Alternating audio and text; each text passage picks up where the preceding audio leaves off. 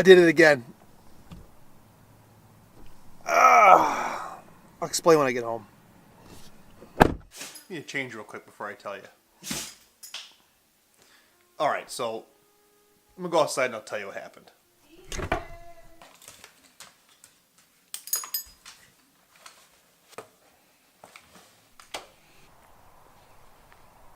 So over the course of the last couple days or the last weekend, 2 events happened seamlessly, back to back, as if the camera gods aligned to convince me to sell my EM5 Mark II and get something different. Now I told myself that this year, 2019, I'm not buying any more cameras. I'm sticking to one. I'm going to learn it, master it, and be good at it. But I couldn't pass this up. So, as I mentioned, I had the EM5 Mark II, and as you guys all know, that's a contrast-based autofocus system. Perfectly fine, perfectly usable for 95% of situations, unless you're shooting sports or low-light situations. I don't photograph one genre in particular too much, but one thing I do photograph quite often because I have kids is sports. In particular, my daughter does sports. She's a gymnastics, so it's indoor lighting, and she does move quite quickly. And over the weekend, I was shooting with my Pen F, which I guess is slightly worse autofocus system than the EM5 Mark II. But I was shooting with my Pen F, and I missed so many continuous autofocus shots. It was insane. And I basically thought to myself, I'm not going to have a camera this expensive or this size if I can't use it for sports. So I was just going to kind of chalk it up and leave it alone, but lo and behold, I got an email from Olympus that this weekend they're offering their spring trade-up event, and I ended up picking up this bad boy. Hold on. Got my dog right here with me.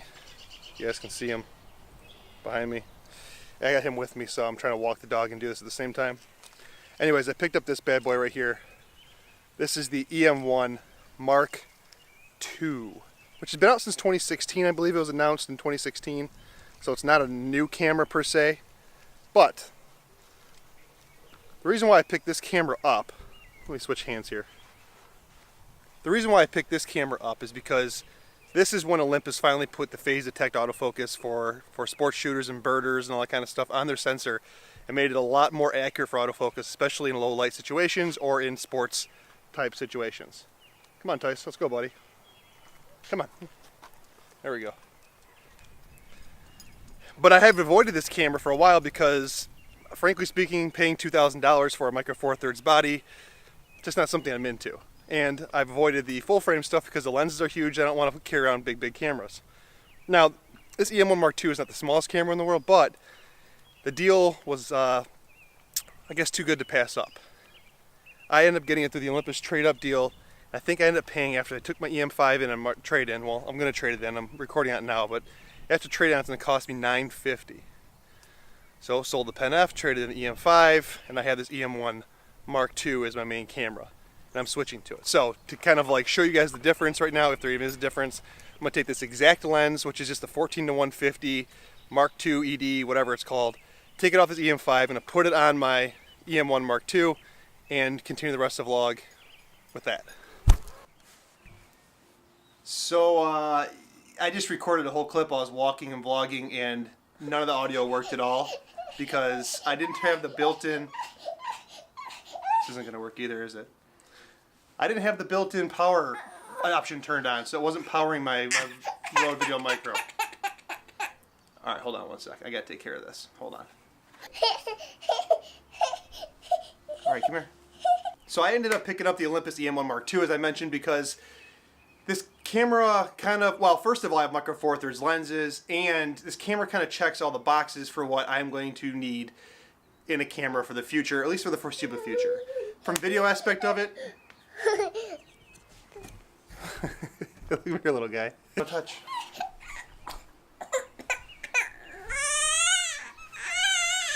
Lenses, and I don't want to change all those out, and I actually like the image.